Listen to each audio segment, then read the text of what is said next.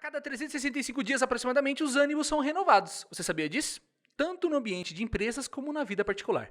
CNPJs e CPFs olham para o futuro e imaginam como gostariam de estar e quais objetivos deveriam alcançar. Mas como metas podem deixar de ser promessas e como fazer todos entenderem que cada um deve fazer algo para atingir os objetivos? Como fazer isso, né? Como realmente criar um plano que seja executado ao invés de ser guardado em alguma gaveta ou, né, ser fruto de desculpas no final do ano? Nessa série, falaremos sobre metas, as técnicas que envolvem suas definições e o plano de sustentação que fará você amar os ciclos anuais ao invés de sentir o frio na barriga que pode estar tomando o seu ser agora mesmo.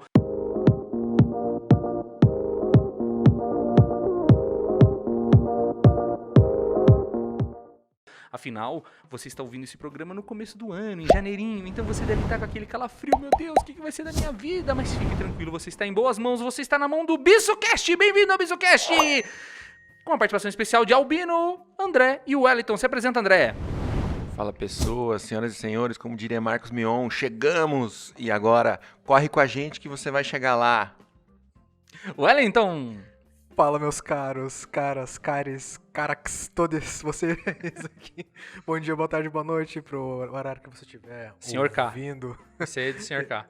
Ouvindo / vendo este baita episódio, essa baita série sobre metas e... Vamos lá, que a jornada é longa. E olha, você não pode perder todos os conteúdos que nós produzimos no YouTube, porque esses vídeos ficam no YouTube. A versão compacta deles, é claro. A versão na íntegra dessa conversa de extrema qualidade está nos podcasts, que está no site bizucast.com.br e também está no Spotify e nos melhores agregadores de podcast que tem por aí. Você também vai encontrar os nossos conteúdos no Instagram e no TikTok com reels super sensacionais que estão fazendo muita fama, os cortes do Bizu. Então fica aí que tá bem legal. Nesse primeiro programa, pessoal, a gente vai falar sobre o erro clássico, né? Sobre definição de metas. Bom, a primeira coisa que eu queria introduzir com o pessoal, essa série vai ter 4 programas, né? O BizuCast, esses programas que são séries, são um pouquinho menores, né? Para ficar mais fácil de ouvir.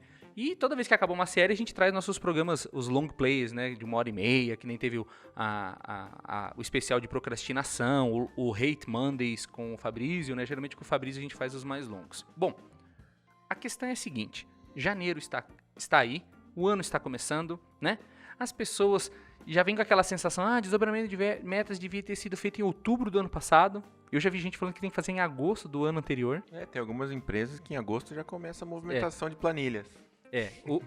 A questão é, tudo tem um motivo, né? Se os caras estão com essa necessidade de ir lá em agosto começar a mexer, é porque de fato, veja, já é 6 meses antes, tem mais 6 meses e eles já querem começar a mexer, é sinal que não existe, alguma coisa tá errada, né? Não quero entrar em detalhes agora, alguma coisa tá errada.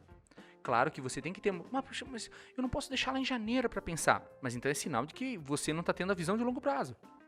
Uma coisa é a visão de longo prazo, outra é de curto, né?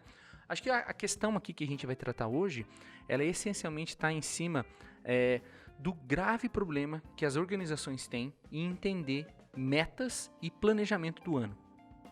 E quanto isso realmente interfere na performance industrial e o quanto isso, de fato, acaba não sendo apenas ferramenta para ganhar bônus. Polêmico. Mas é verdade, porque daí tem cara aí, e geralmente é em grande empresa, viu? Não vamos falar que é em pequena empresa, porque na pequena empresa, geralmente o dono tá do lado. Então ele não vai gerar meta para dar bônus de graça para os outros. Agora, nas grandes empresas, nas grandes corporações, nos grandes conglomerados, o alto escalão, de propósito, movimenta metas e objetivos desconectados com estratégia, puramente para os seus bônus. Nós estamos falando de bônus milionários para alguns.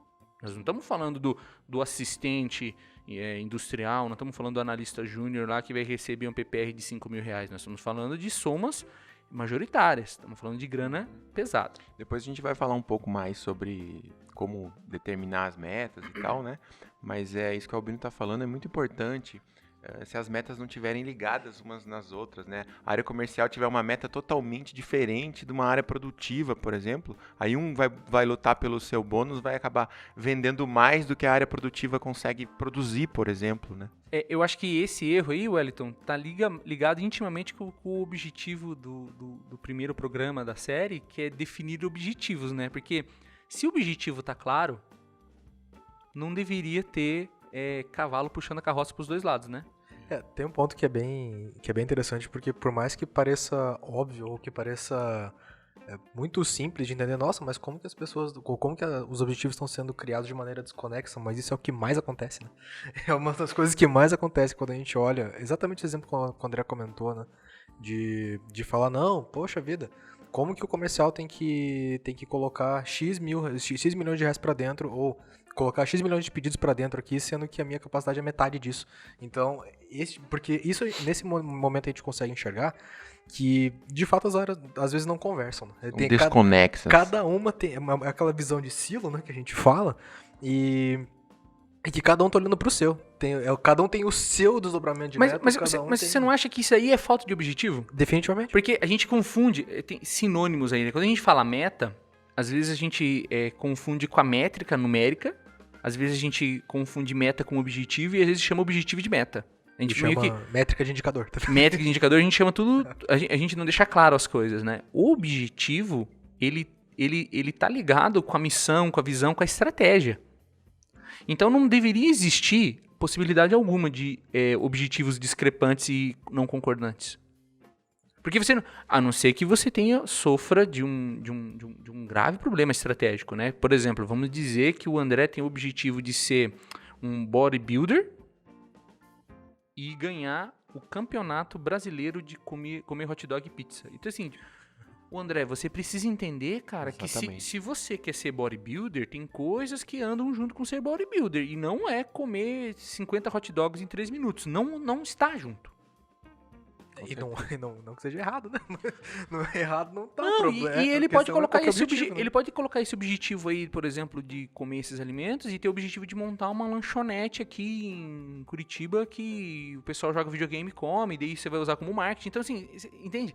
Quando você tem a clareza da direção de onde você quer ir, você não pode, por exemplo, né? Missão da empresa. Porque as pessoas vulgarizaram esse negócio. Porque a ISO veio para vulgarizar, principalmente porque sempre escolheram nas empresas, em grande parte, eu quero fazer toda a justiça possível, porque já trabalhei com pessoas muito boas e já conheci pessoas muito boas em várias empresas, mas, geralmente, como a organização tá cagando pra esse negócio, eles colocam qualquer um pra tocar de ISO. Vai lá, põe qualquer um pra mexer com a ISO. Aí o que acontece? Essa história de missão e visão virou textinho pra colocar em vidrinho pra auditor vir e perguntar. Essa é a verdade. E daí o que acontece? A missão e a visão ficou banalizada. As pessoas não entendem que de fato é missão e visão. Exato. Então, vamos colocar de uma forma bem clara aqui para as pessoas o que é a missão e o que é a visão da empresa. Vou dar um exemplo aqui. Se a gente for da Legião Estrangeira France. E o nosso objetivo, qual a nossa visão? Né? Ser reconhecido como o melhor exército do mundo. Ou dominar, a gente pode também colocar, dominar a África até 2050. Exato. E isso é a nossa visão, é onde queremos chegar. Qual é a nossa missão? A missão é... vencer batalhas. Defender a França e a sua honra. Vencer guerras. Defender a França. Né?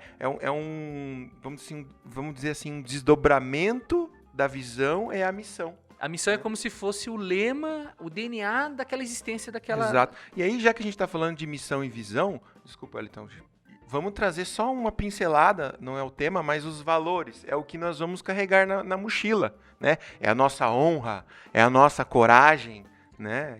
Enfim. Não, hoje eu queria colocar uma pergunta na roda, ia falar na mesa, mas é na roda, no nosso triângulo aqui.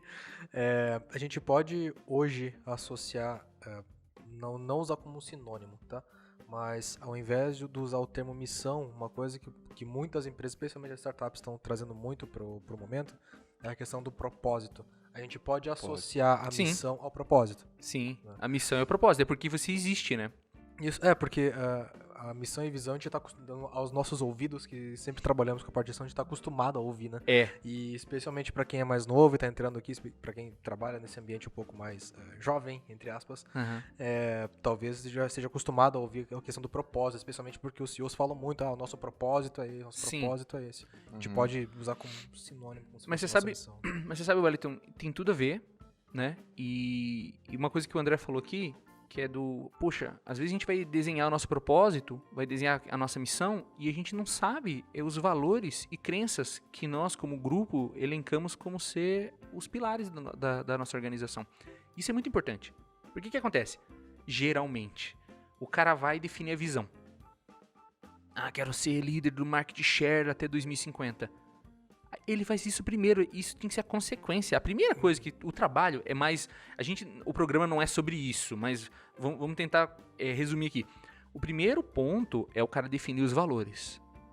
Esses aqui são valores fundamentais para nós. A gente não vai sair disso de forma nenhuma. Forma alguma. Nós vamos cumprir tudo Exato. isso. Né? Aí depois, quando você pega um valor e você quer explicar o que aquilo tem como entendimento para você, você fala de crença. Eu acredito que coragem se traduz em uma crença que é diálogo aberto. Aí você cria o conjunto de crenças. Geralmente valores são um pouquinho menos, as crenças são um pouquinho mais.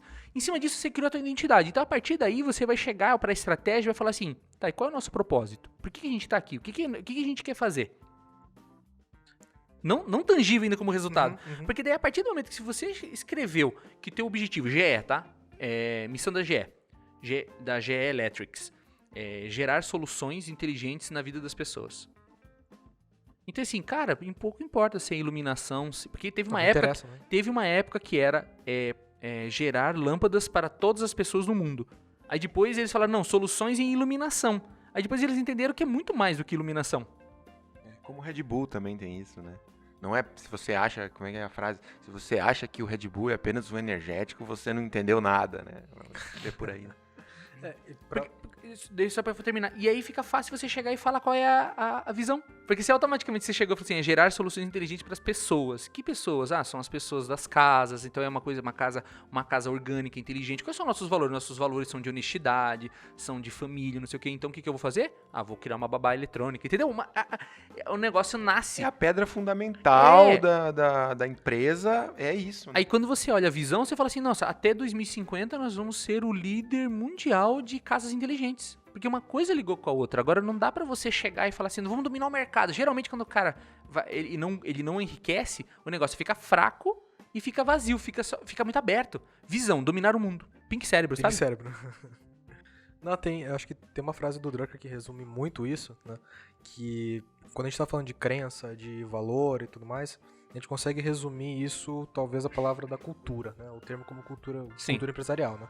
E uma frase que é muito famosa, o Drucker, que ele fala que a cultura come a estratégia do café da manhã. Exato. Então, você pode ter a melhor estratégia, o melhor planejamento, tudo, cara. Se o teu time não tá imbuído, coeso, dentro de uma mesma identidade cultural, não vai funcionar.